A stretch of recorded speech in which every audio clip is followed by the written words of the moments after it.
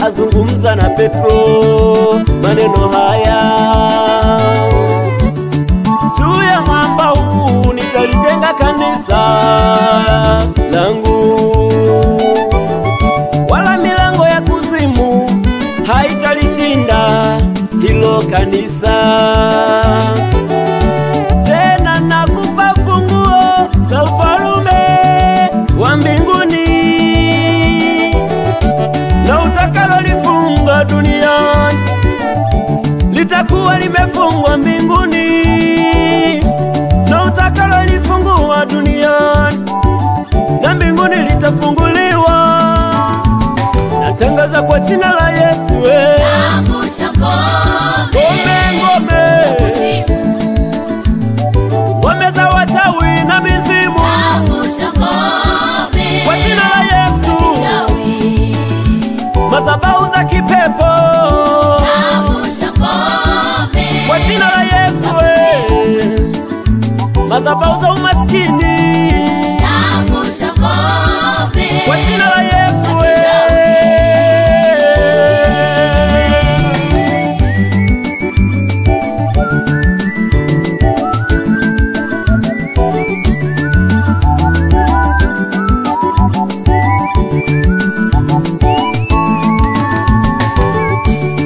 Niseme nini? Je, watu hawa wanaotubeza, wanaotuona tunaokwenda kanisani hatuna akili? Hawajui kuwa kanisa lina nguvu kubwa duniani. Hawajui kuwa sisi ni mijitu ya mbinguni. Hawajui kuwa sisi ni wabarikiwa. Hawajui